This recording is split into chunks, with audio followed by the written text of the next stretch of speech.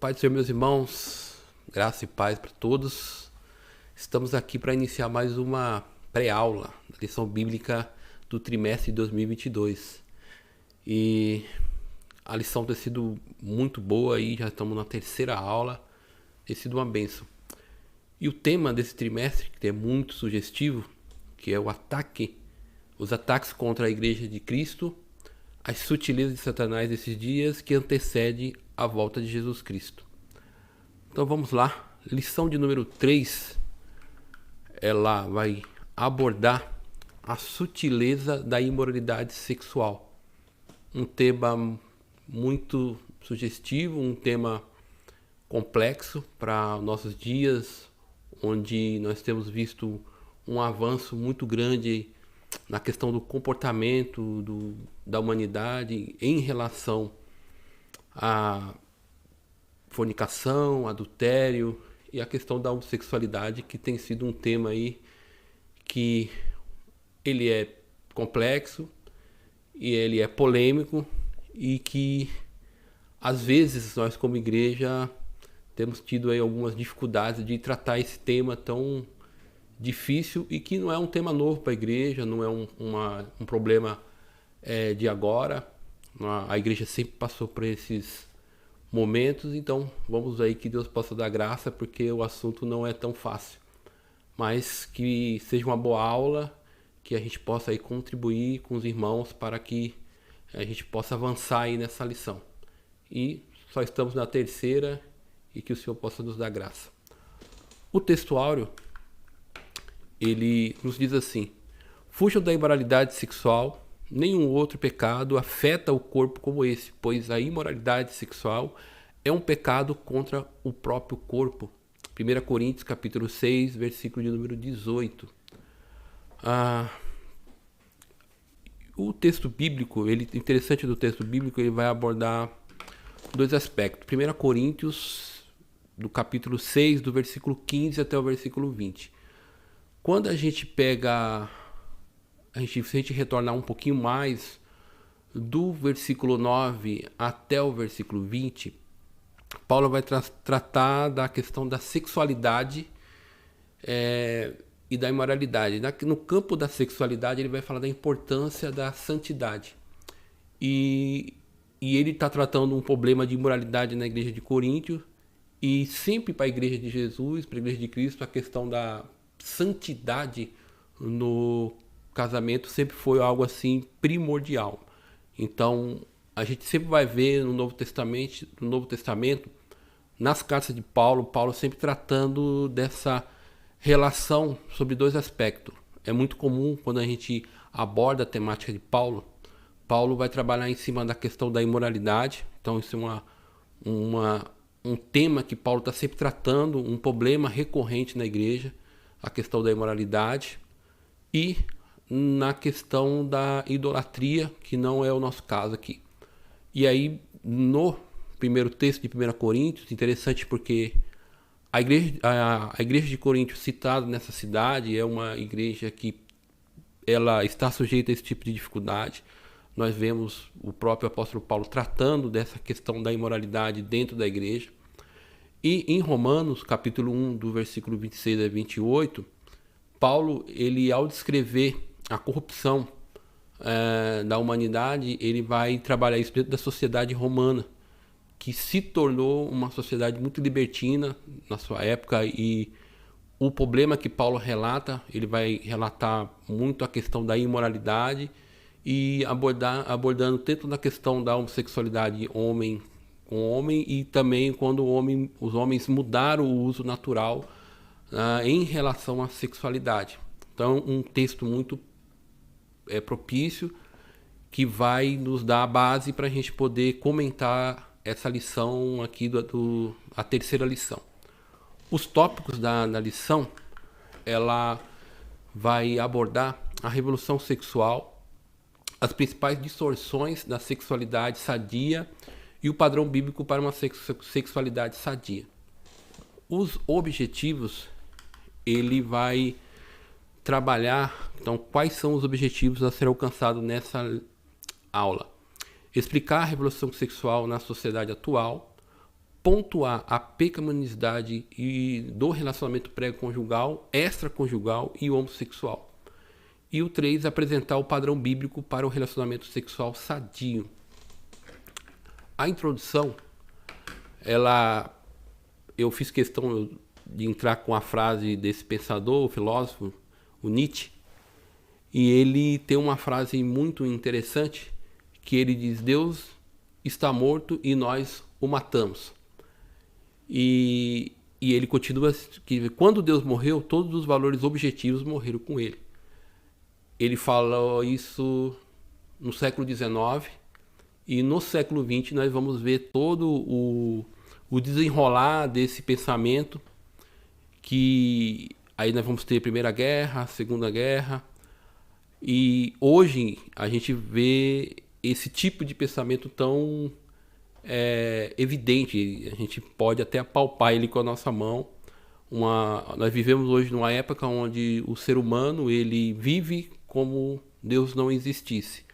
Então, a partir do momento que eu tiro Deus da equação, então os objetivos não vão fazer sentido. Então, os valores objetivos, que nós também podemos falar como valores absolutos, e aí perde o sentido. E o romancista russo, o Dostoiévski, ele observou corretamente e ele diz: se Deus está morto, então vale tudo. Então, a partir do momento que você tira Deus da equação, que não existe mais valores absolutos, então tudo é permitido. E o que está acontecendo na nossa época? É isso.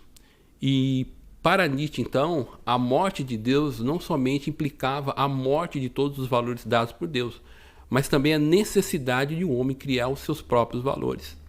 Então agora, esse homem que não tem o Deus como um parâmetro de valores absolutos, ele agora precisa criar valores a partir dele.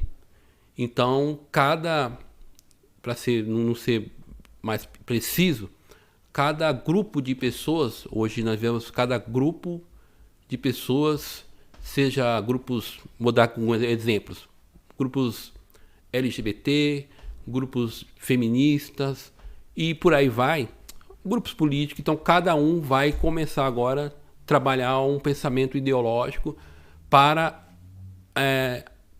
tentar viver dentro daquela realidade. Então o que vai fazer? Vai moldar uma realidade segundo o seu modo de ver, e aí você agora é o parâmetro de valor. E nós vimos aí no final do século XIX, início do século XX, a fomentação dessas ideologias e filosofias que confrontavam e confrontam os valores cristãos.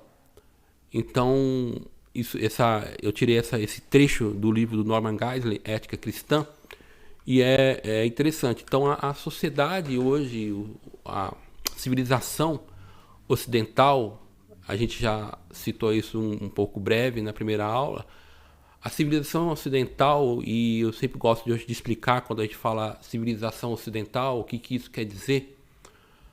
A civilização ocidental ela foi formada dentro de pilares. Os pilares que mais nos interessam são os pilares dos valores morais, éticos. E aí quando nós estamos falando nisso, nós estamos nos valores morais baseado naquilo que o judaísmo, quando nós falamos isso, nós falamos em relação aos 10 mandamentos, e também os valores cristãos em relação a como nós vemos o ser humano, a imagem e semelhança de Deus. Então o ser humano ele tem toda uma importância. Então por isso que a ideia, por exemplo, da vida desde a sua concepção, então ao amor ao próximo, o mérito, o valor ao trabalho, o rigor da lei. Então todos esses valores, para ser bem assim, resumido, é algo que a gente está falando que envolve o Ocidente. E quando o Nietzsche falou isso, o Nietzsche fala isso no final do século XIX e aí início do século XX. E quando começa o século XX ele vai ser marcado por esses pensamentos, e principalmente por duas grandes guerras. Primeira Guerra Mundial, Segunda Guerra Mundial. E quando acaba a Primeira Guerra e a Segunda Guerra Mundial, uma das coisas que eles se questionaram porque o mundo passou pela Revolução Industrial, onde ele teve um desenvolvimento muito grande, a vida das pessoas realmente melhoraram economicamente, mas aí chegou um ponto de entusiasmo exagerado. Então vem as duas grandes guerras, e aí a Segunda Guerra ela é muito marcante porque ela mostrou o terror do nazismo. Então ali as pessoas viram o que o ser humano pode fazer com outro ser humano. Extermínio de 6 milhões de judeus, de grupos que não eram simpatizantes do partido nazista, e fora os milhões de mortos que foram sacrificados na guerra. Então o mundo ele sai em um pessimismo muito grande. E é curioso que o C.L. Lewis e o Tolkien na Inglaterra, a moral do país está tão baixo que eles começam uma série de documentários na rádio para elevar a moral das pessoas. Então valores como família, o trabalho, a gente pode ver isso nos filmes da época que retratavam o valor da família, enfim, toda essa o que nós chamamos dos valores ocidentais. Então o mundo passa agora por uma reestruturação, uma reformulação, e aí, por exemplo, nós temos exemplo da vida americana. Então o mundo foi indo para, vamos dizer assim, algo tentando buscar o melhor pelo que tinha passado na guerra, ali os horrores das duas guerras. Então, como tudo, há também problemas, e aí então algumas coisas começam a ser questionadas, e aí a gente começa a ver essa primeira revolução que vai trazer alguns problemas. E aí eu gostaria de ler que diz a revolução sexual. Isso é um novo paradigma para a sexualidade. Pesquisadores costumam vincular essas mudanças de comportamento em relação à expressão da livre sexualidade aos acontecimentos ocorridos nos anos de 1960. Foi naquela década que a sociedade passou por profundas mudanças de natureza sociopolítica e comportamentais. O que ocorreu nos anos 60 acabou por, de alguma forma, modelar gerações futuras. A explosão sexual, portanto, que presenciamos hoje é fruto de uma ideologia cultural que anos vem sendo construída no Ocidente. E aí a Bíblia nos diz: não imite o comportamento e o costume deste mundo, mas deixe que Deus transforme por meio de mudanças em seu modo de pensar, a fim de que experimente a boa, agradável e perfeita vontade de Deus para vocês. Romanos 12, 2. Porque o mundo oferece apenas o desejo intenso por prazeres físicos, desejo intenso por tudo que vemos, o orgulho de nossas realizações e bens. Isso não provém do Pai, mas do mundo. 1 João 2,16. Interessante que quando a gente olha para a revolução sexual, aí que ela vai explodir da década de 60, mas é um comportamento que já vem sendo fomentado algumas décadas. E interessante que quando nós olhamos para a história, e eu gostaria de ler, os historiadores nos dizem que toda grande civilização, ao longo da história, passou por duas fases. Primeiro, vem a fase de ascensão até alcançar o auge do poder, em que permanecerá por curto período. A seguir começa a fase de decadência e, por fim, um mergulho no esquecimento. Isso inclui reinos como o do Antigo Egito, Médio Egito, Babilônia, Síria e Império Médio-Persa, Império Romano e, mais tarde, o Sacro Império Romano. Todos passaram por essas fases, como a proposta aconteceu o mal da Era Vitoriana, e esta aconteceu no auge do poder da influência britânica no mundo. Temos uma repetição da história em nossa época. Quando a gente então olha e retorna para esse momento da história mais na antiguidade, a gente vai ver que e parece que todos os momentos da história, a gente vê um ápice da civilização, eles alcançando grandes feitos. Nós vemos isso na civilização egípcia, babilônica, mas eles chegam a um ponto que eles começam agora a dar vazão à imoralidade. O apóstolo Paulo, quando ele relata em Romanos 1, ele está relatando a sociedade da sua época. Ele está relatando a sociedade romana, como que os homens viviam, como eles tratavam as suas mulheres. E aí, creio eu que ali ele já está mostrando a decadência do Império Romano. Quando a gente vai ver estudar algumas civilizações antigas, por exemplo, o próprio livro de Daniel, quando mostra os medos persas invadindo Babilônia, o texto bíblico nos mostra que o que está acontecendo ali? Está acontecendo uma festa ao ponto de eles blasfemar contra Deus, com os utensílios da casa de Deus, bebendo. Então eles estão ali em uma cidade tão protegida e para você ter uma ideia, os medos persas eles tiveram que barrar o rio e eles entraram por debaixo da cidade. A gente vê o grau de imoralidade que esse pessoal chegou. Então, quanto tempo levou isso, quantos meses levou aquilo, que deu tempo de os médios persas desviar o curso de um rio e invadir a cidade. E Babilônia, ele é uma referência de um poderio da civilização antiga. Então, a história nos dá lição. Parece-me que nós estamos passando por um momento semelhante na nossa época. Quando nós olhamos para a história, eu tenho 45 anos, eu lembro-me que quando eu tinha 15 anos, as coisas eram muito mais difíceis que agora. E hoje eu vejo, quando eu olho para todas aquelas dificuldades que eu tinha, eu não tenho as mesmas dificuldades.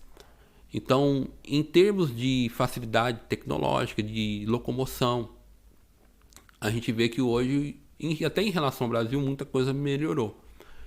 Então, como eu vou falar, economicamente falando, e por não dizer na minha esfera social, de viver, eu vivo melhor, como melhor, eu me locomovo melhor. Então, com essa característica, eu posso dizer que o mundo melhorou.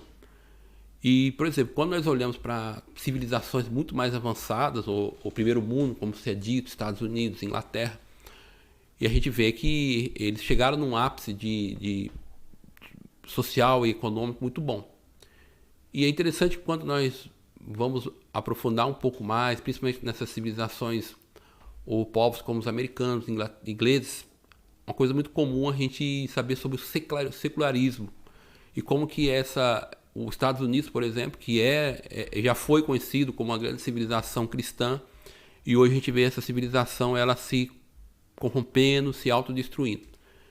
E nós vemos também a própria Inglaterra, que já foi um exemplo de austeridade, da prática da moralidade. Grandes homens de Deus, John Wesley, enfim, pessoas que Deus levantou nessa nação.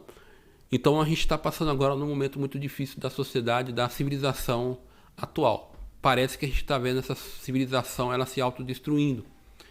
E a história e a Bíblia nos mostra que quando um povo quer se corromper, parece que ele já vai para a prática da imoralidade sexual. Por exemplo, a gente vê muito... Vou dar um exemplo muito rápido que vem aqui agora. O próprio povo de Deus em Juízes. Quando a gente vê o povo sai do Egito, eles passam um período de 40 anos no deserto. Então eles vão entrar agora, eles começam a entrar na Terra Prometida. E o período de conquista da Terra Prometida é mais ou menos também 40 anos, que foi o tempo que eles levaram no deserto.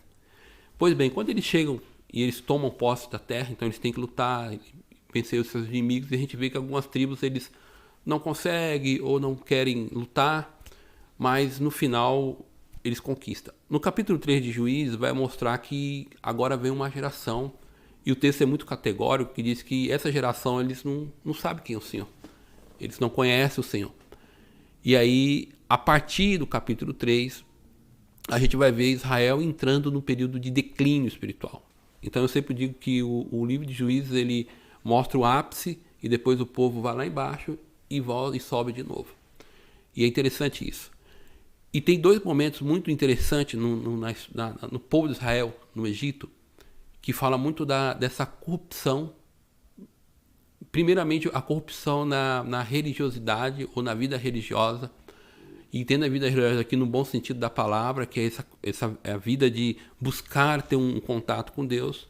Então a gente vai ver ali um levita que vai se corromper por meio dos ídolos. Mas o que é interessante é quando nós vamos para um outro levita que tem uma concubina. E dentro do território de Israel, ele vai para um lugar e, ao chegar nesse lugar, um homem hospeda.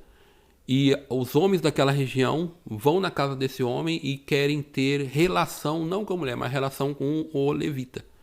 E o que é curioso? Nós estamos falando de uma prática homossexual dentro do território de Israel. Para a gente ver o declínio de Israel, o povo de Deus, isso é bíblico, está lá em Juízes capítulo, se eu não me engano, do capítulo 19 em diante. Então a gente vê que uma civilização pode chegar em um grande feito, citando o povo de Deus, e depois eles podem ir para um declínio. Então isso é histórico, não tem muito como a gente fugir disso.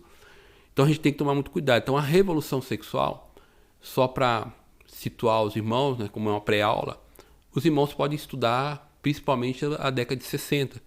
Os hippies, tem frases que é muito conhecida, que os hippies que eles falavam assim, não faça amor, não faça guerra.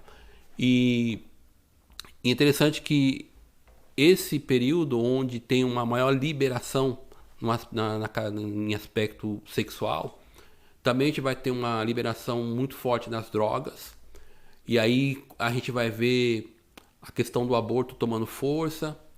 E essa geração será a geração agora que vem formando as demais gerações. E a briga deles era para ter mais liberdade. A liberdade ia onde? Liberdade na relação à sexualidade, liberação de drogas, liberação de aborto. Então, a época é década de 60. Isso é bem documentado nos livros, né? Toda a sociologia, a antropologia, eles vão pegar esse ponto específico da nossa época para mostrar que foi o ponto, foi a curva onde todos esses movimentos de liberação da sexualidade humana ele tomou força. Síntese do tópico, a revolução sexual trouxe um novo paradigma para a sexualidade moderna. Então, a partir da década de 60, da revolução sexual, o padrão agora muda.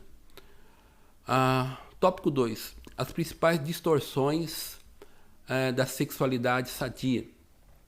Aí o comentarista trabalha em 3 características, que são a fornicação, o adultério e a homossexualidade. A fornicação. Os efeitos de um paradigma para a sexualidade humana, este modelo cultural desconstrói valores morais cristãos.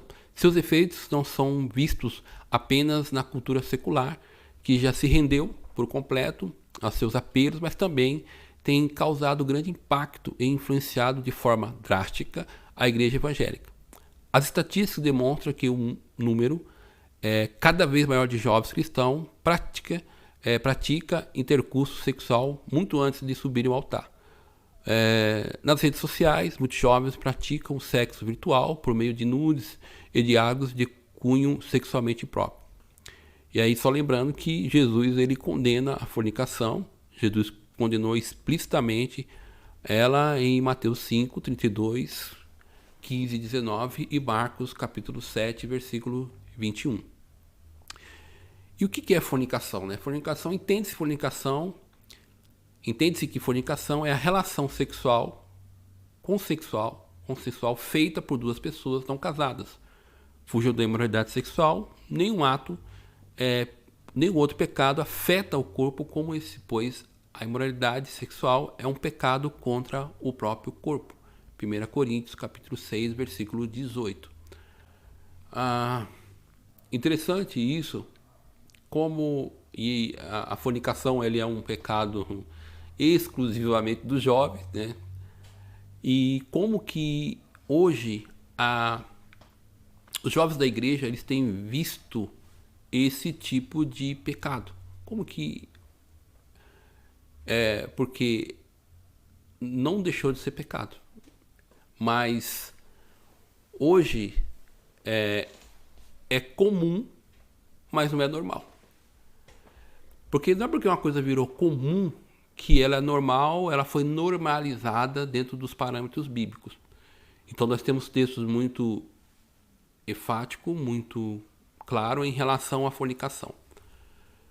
Então hoje, quando nós vimos isso acontecendo na igreja, e porque as pessoas viram como comum, mas como que a palavra de Deus trata isso? Então hoje é muito comum nós vemos jovens em redes sociais, e a gente tem um problema hoje, porque as redes sociais ela é algo muito benéfico. Por exemplo, nós estamos aqui fazendo todo esse trabalho e vamos usar toda a rede social para divulgar um trabalho que tem como propósito abençoar a Igreja de Deus. Mas essas mesmas ferramentas elas podem ser usadas para a prática da fornicação. Hoje, qualquer jovem pode, com o seu celular, e hoje, em qualquer canto da sua casa, ele não precisa nem estar escondido no seu quarto. Ele liga o seu celular e ele vai se alimentando ou vai conversando com outro jovem, e a conversa vai para uma conversas impróprias, e hoje é muito comum, na nossa época, mandar foto nu ou seminu para outra pessoa. E a gente tem que tomar cuidado porque a palavra de Deus, ela nos diz que o pecado ele não precisa ser concretizado para se tornar pecado. A própria prática do pecado, ele já inicia no pensamento. Quando eu começo a pensar, eu já cometi pecado. Então, a partir do momento que eu estou ali no meu celular, vendo ou conversando com alguém algo de cunho sexual, eu já estou aí sendo enquadrado no pecado de fornicação. E tem que deixar bem claro que os fornicadores não herdarão o reino do céu. O adultério. Como já observado que a inversão de valores provocou a mudança profunda na forma como a sexualidade é enxergada. Sem dúvida, dentro dessa cultura, as cercas de proteção do casamento foram duramente atingidas. Jesus condena o adultério. No Novo Testamento, Jesus também condenou o adultério no Sermão do Monte, Mateus do capítulo 5 até o capítulo 7. Jesus condenou de forma clara e explícita todas as formas de adultério. Em Mateus 5,17, citando Êxodo 20,14 e Deuteronômio 5,18. Ele não somente condenou no ato externo do adultério, mas também a lascívia que origina o ato. Mateus 5,19. E o texto bíblico nos diz: eu, porém, lhes digo que quem olhar para uma mulher com a cobiça já cometeu adultério com ele em seu coração. Então, da mesma forma que a fornicação, ele é um ato que inicia-se a partir de um desejo, ele é pecado. E hoje nós vimos a traição e o adultério visto como comum, infelizmente, dentro da igreja. Atualmente, acho que eu estava lendo, até acho que no G1, que agora no período da pandemia o divórcio aumentou. Se não me engano, no ano de 2021 foram mais de 80 mil divórcios. E a gente tem visto, infelizmente, né, no nosso meio, as pessoas casam, se traem, divorciam, casam de novo. E isso são distorções da sexualidade, que não é o padrão de Deus para a igreja. E nós temos a questão do homossexualismo, que aí é o terceiro distorção da sexualidade sadia. Deus ama os alcoólatras, mas odeia o alcoolismo. Do mesmo modo, Deus ama o homossexual, mas odeia a perversidade. a perversidade homossexual. Argumento bíblico contrário à prática da homossexualidade. Interessante, quando a gente vai falar da homossexualidade, as pessoas sempre falam: você não pode falar assim, você não pode falar isso, porque você, do que se diz, você é intolerante, é um discurso de ódio. Mas o nosso raciocínio parte a partir do texto bíblico. Se o texto bíblico está condenando o ato, a prática da homossexualidade, então a gente tem que expor isso. Então Deus ordenou a heterossexualidade e não a homossexualidade. Deus estabeleceu o relacionamento heterossexual quando criou o homem e a mulher. Além disso, ordenou-lhe que tivesse filhos, Gênesis 1, 27 e 28, que aqui nós temos o padrão de Deus para uma sexualidade sadia. Canaã foi condenada por causa do pecado da homossexualidade. Apesar de o texto não dizer isso de modo explícito, parece que Cã, filho de Noé, se engajou em um ato homossexual com seu pai embriagado. Há várias indicações na Bíblia de que isso aconteceu. A frase "viu a nudez do seu pai", Gênesis 9, 22, é utilizada em outros lugares para descrever atos sexuais perversos. E o fato é que Cã está dentro da tenda, versículo 21, para ver o seu pai, e sugere que ele tinha uma intenção sexual perversa. Eu fiz questão de colocar isso. Eu sei que não é um comentário comum no nosso meio, mas é interessante isso porque é um ato que ocorre após o dilúvio. E o que ocasionou o dilúvio a grosso modo? A perversidade humana. A grosso modo, a perversidade humana chegou a um ponto que o próprio Espírito de Deus já não convencia os homens.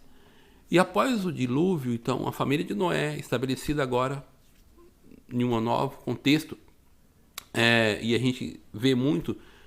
Eu confesso que sempre li esse texto e sempre achei.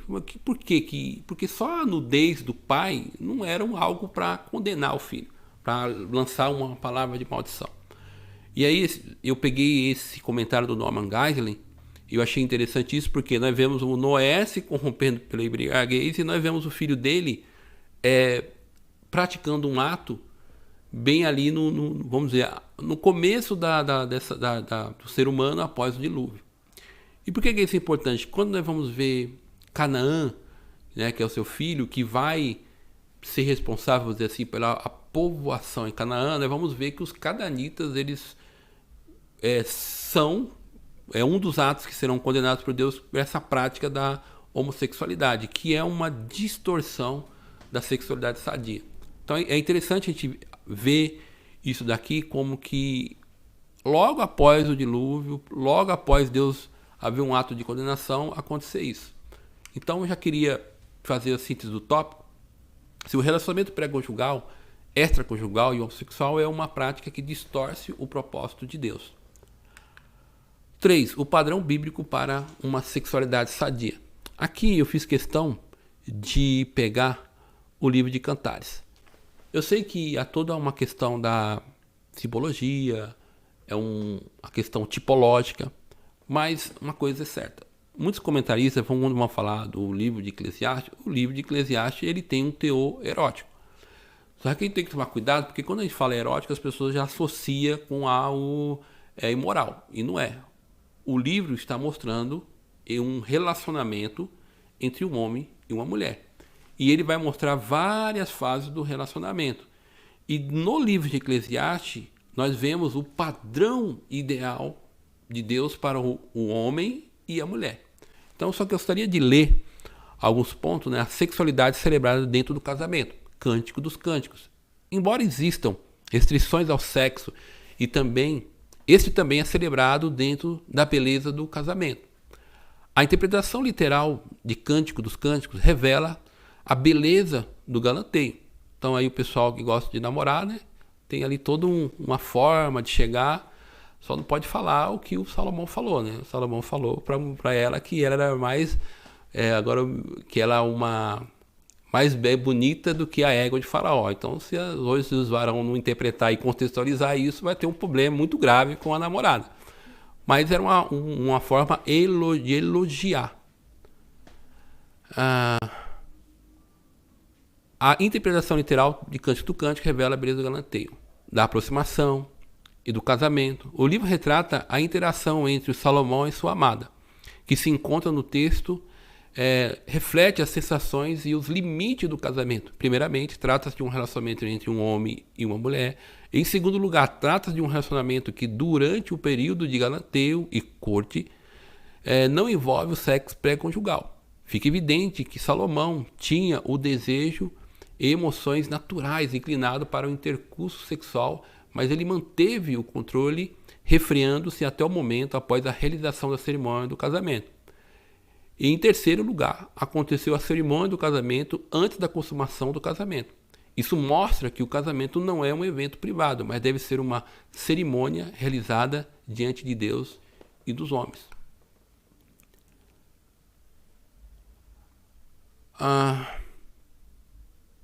2. A homossexualidade e algumas considerações, várias objeções têm sido levantadas contra os diversos argumentos usados para combater a homossexualidade.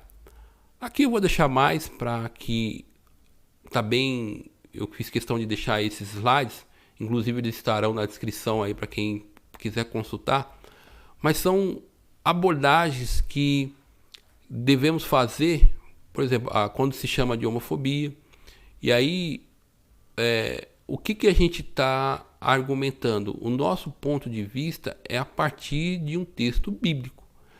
Então, quando a pessoa fala que nós somos homofóbicos, por que eu estou criticando ou condenando a homossexualidade? Eu não sou homofóbico, é que eu estou usando o texto bíblico como base para condenar aquilo que Deus condena. O outro ponto interessante também nós vemos como que a questão de como que nós vamos tratar isso na igreja. Como que nós vamos nos relacionar, e eu vejo que tem sido um problema na nossa época, como que nós vamos tratar a questão da homossexualidade. Infelizmente, isso tem que ser dito. Tem muito irmão que realmente ele tem medo de conversar com uma pessoa do sexo oposto, que seja do sexo igual, que seja homossexual. Às vezes a gente se perde com isso, a gente tem dificuldade de lidar. Uma coisa importante que a gente tem que saber é que o homossexual, ele não é um ser humano de segunda classe. Tá? O meu pecado como adúltero, ele é tão pecado como o homossexual. Ele é tão pecado como aquele que fornica. Então, o pecado da homossexualidade, ele não é um pecado que é diferente dos outros pecados. Entendeu? Ele terá a mesma condenação. Todos, o adúltero, aquele que pratica fornicação, o homossexual, se continuar nessa prática, serão lançados no inferno. Então, a gente tem que tomar cuidado de como que nós vamos tratar e como que a ação pastoral de tratar essas pessoas. Nós temos que tratar essas pessoas da mesma forma que nós tratamos qualquer pessoa. Da mesma forma que um adúltero, quando ele comete o adultério e ele vem se arrepender ou vem conversar, a gente tem que tratar da mesma forma. Como a gente conversa com uma pessoa que praticou o ato de fornicação, da mesma forma que a gente vai conversar com uma pessoa que está na prática da homossexualidade. Não vai haver acepção de pessoas por causa da prática do pecado que ele está fazendo. Então, síntese do tópico 3 segundo o padrão bíblico, o sexo atende à necessidade da procriação, da satisfação do casal. E as obras consultadas, e aí eu deixo para os irmãos, Norman Geisler, Ética Cristã, muito proveitoso ele trabalha muito esses temas da homossexualidade, do adultério, da fornicação. Na questão histórica, eu sugiro os irmãos provavelmente não vão encontrar esse livro, né? É um livro que já saiu de linha, que é o E Se Jesus Não Tivesse Nascido, do James Kennedy. Possivelmente, pode ser que você ache alguma coisa em PDF ou alguma coisa na internet. O livro do pastor José Gonçalves tem sido um livro muito bom para mim como ferramenta de pesquisa. Eu tenho dito para os irmãos que ele tem conteúdo muito além do que a própria revista tem abordado. Então tem sido uma ferramenta muito útil para mim, particularmente como consulta. Então, desde já, eu quero agradecer a todos os irmãos, né, que Deus possa abençoar. Então, de novo, eu não sei onde você vai assistir. Então, boa noite, boa madrugada ou bom dia. Tá? Deus abençoe a todos. Fique com Deus. Amém.